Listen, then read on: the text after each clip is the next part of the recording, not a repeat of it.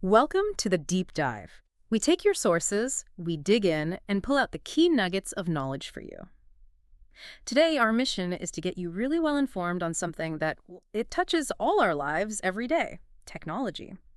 This deep dive is put together for you, the curious learner. We want to help you grasp the core ideas, maybe some surprising facts about new apps, gadgets, and just how tech really weaves into our work and our downtime. Okay, so let's unpack this. We've got a great set of sources here, really breaking down everything from, how to stay up to date with tech right through to its role in our future. It's hard to keep up sometimes, isn't it? It just moves so fast. It really does. And what's fascinating, I think, is how universal this experience is, adapting to new tech. It's something we all kind of go through. So we're not just looking at what the new tech is, but more about how people actually use it in real life. The frustrations, too, the common ones, and maybe even give you some useful vocabulary so you can talk about it all a bit more confidently. Absolutely. Yeah, staying current, it often feels like you're just trying to keep your head above water. Always new devices, constant updates you have to download, Wow. Yeah. new apps popping up, features you need to figure out. It feels like, just when you get comfortable with something, Uh-huh. it changes completely. But does all this effort to stay in the loop, does it sometimes just lead to burnout? Or is it actually helpful? That's a really good point. Yeah. Um, what our sources suggest is that having some discipline helps, Yeah. like maybe checking tech blogs or review sites, say, just once or twice a week. Okay. That seems to be a key strategy for a lot of people. It kind of stops the information overload, but still keeps them generally aware. It's more about focused catching up, not just constant scrolling. That makes sense, like managing your information intake, right? Mhm. And I know I've found watching YouTube reviews before a bigger purchase, maybe a new smartwatch or something, Mhm.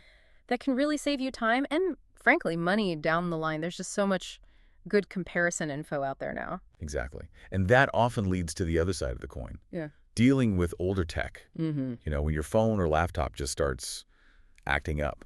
Yeah. The battery suddenly drains overnight, or certain apps just won't open properly. Yep. Been there.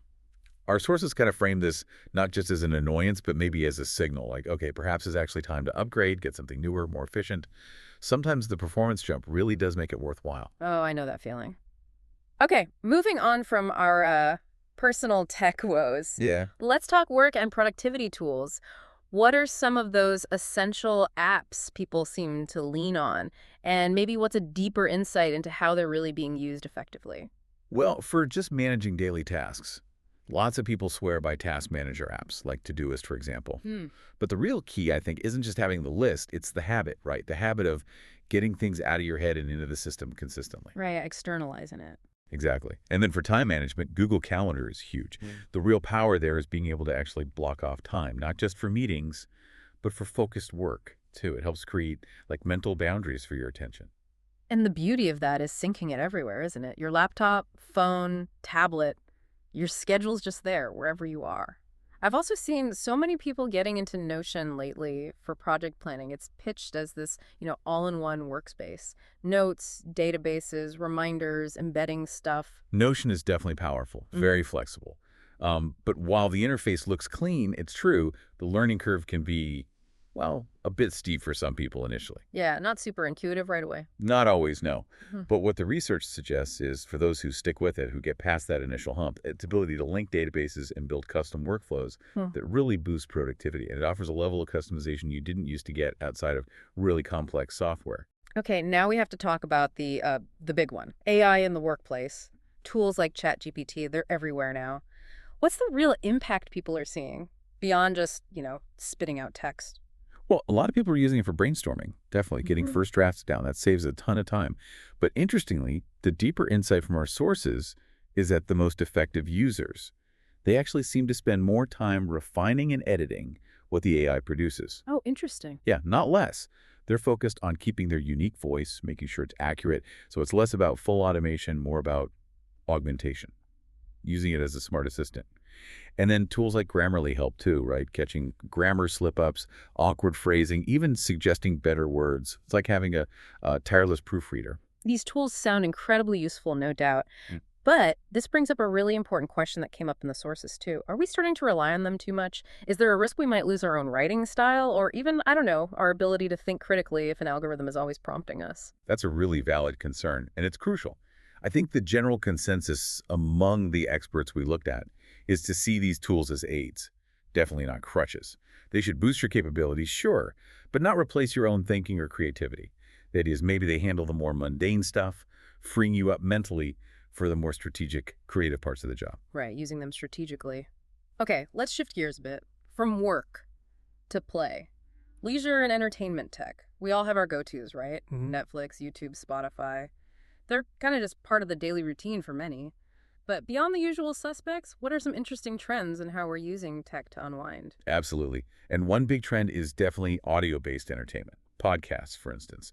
They're huge, not just for fun listening, but people using for language learning, personal development, all sorts. Yeah, I see that a lot. And audiobooks, too, like on Audible. Yeah. Great for walks, commutes, times when you can't look at a screen.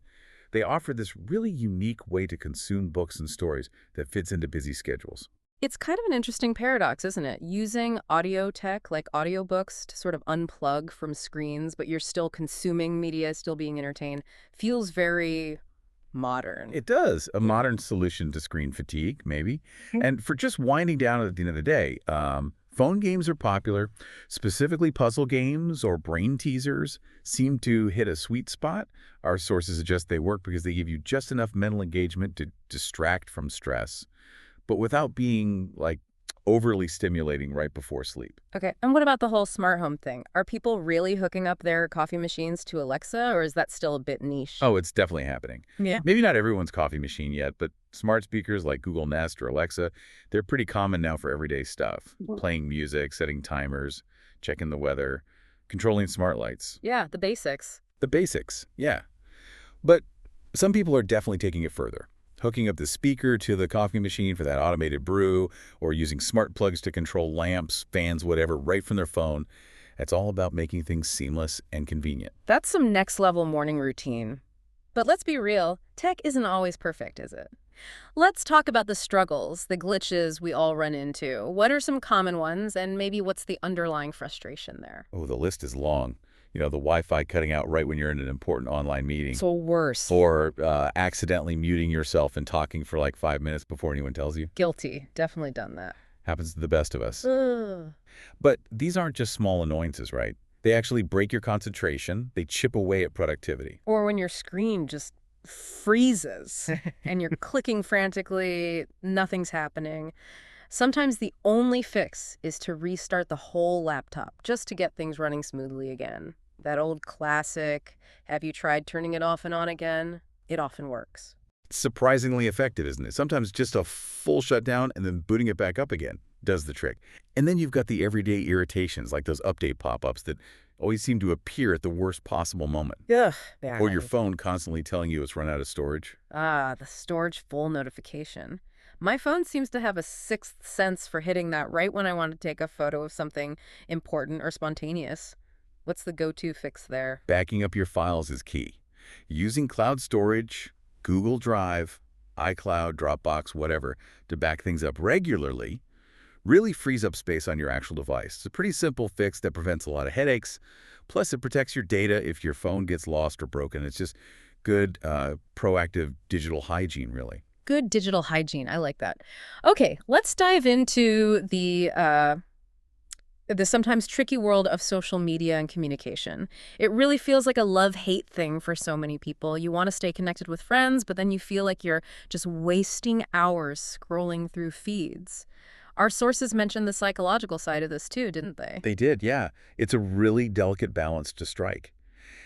And the strategies people use for better, let's call it digital well-being, things like setting screen time limits or maybe turning off push notifications to cut down on constant interruptions. Oh, turning off notifications can be huge. It really can. And our sources definitely highlighted that for many people, consciously cutting back on social media during work hours, that leads to a noticeable boost in focus and just less mental clutter. It's about taking back control of your attention, essentially. That makes a lot of sense. What about messaging apps? Any trends there, especially in how they're shaping how we communicate? Well, WhatsApp is still massive for personal chats, obviously. But for work, Slack seems really effective, the way it organizes conversations into channels. That's generally seen as a big improvement over endless email chains for team stuff. Right. Keeps things more organized. Supposedly. Although even with good tools, group chats can still get well, out of hand sometimes. Yeah. Just too many messages. It's impossible to catch up on everything. You can turn into this constant stream of noise. Yeah, the fear of missing out, but also the overwhelm. And the solution often ends up being just muting the really noisy conversations, Yes. right? It saves your sanity, lets you check in on your own terms when you actually have time, rather than feeling constantly pinged and pulled away from what you're doing. Muting is a lifesaver sometimes. Okay, looking ahead then, crystal ball time. Where do we see tech heading in the next, to say, 5 or 10 years? What are the big predictions? What's something that genuinely excites you? Well, I think AI is going to become even more deeply woven into our daily routines, maybe leading to virtual assistants that know us really well, almost, anticipating what we need before we ask. Personalized AI. Yeah, and wearable tech, too. Things like smart glasses, more advanced health monitors, they're likely to grow significantly, moving beyond just step counting to maybe providing real-time health insights or diagnostics. And more automation, presumably. Things like self-driving cars becoming more common, smart homes that manage energy use themselves, maybe even smarter cities overall. It paints a picture of a much more interconnected, almost responsive environment. Definitely. And the bigger hope, I think, the exciting part for many researchers, is that tech might actually help tackle some major global challenges. Things like climate change or improving access to quality education in places that need it most. But underlying all of that is the ethical piece, right? Making sure we use it responsibly, ensure we don't somehow lose our human touch as everything gets more automated and intelligent. A crucial point. So if we sort of zoom out, connect this back, mastering some of this language, these terms, it isn't just about sounding knowledgeable, is it? No, not at all. It's really about feeling more confident navigating your own digital world. Understanding not just the what, but the why and how behind the tech you use every day. Right. So what does this all mean for you listening? We've covered quite a bit of ground and hopefully some really useful ways to talk about tech. Let's do a quick recap of some of those key phrasal verbs and terms we touched on. Act up. That's when your device isn't working right. Upgrade. Getting a newer, better version of something. Block off reserving time in your calendar. Hook up. Connecting devices together, often wirelessly. Then there was cut out, like when your Wi-Fi connection suddenly drops. Mute, silencing yourself, usually on a call. Catch up on getting updated on messages or info you missed. Right. And boot up or shut down for starting or turning off a computer. Back up, saving copies of your important files. Turn off notifications, disabling those alerts that pop up. Scroll through, moving through content on your screen. And finally, cut back on reducing how much you use something, like social media. Yeah, that's a good list. And we really encourage you to try using some of these. Don't feel you need to memorize them all at once. Maybe just pick one or two that feel relevant to you and try them out in conversation or even just thinking about your day. Or you could even try writing, maybe like a short diary entry about how you use tech each day, just as a way to practice using the language. It's a great way to make it stick and feel more natural over time. Well, we hope you found this deep dive into technology useful, maybe insightful, and hopefully picked up some language that helps you talk about your own digital life more confidently. And maybe this raises an important question for you to think about. Considering all these ways tech impacts us, how do you see yourself evolving alongside it in the coming years? Are you someone who jumps on new tech early or more cautious or somewhere in between? Yeah, what stands out most to you from our chat today? Think about how you might use these ideas, this language, in your own life. Because the future of tech and really how we all interact with it, it's constantly being written. And it's being written by all of us, really.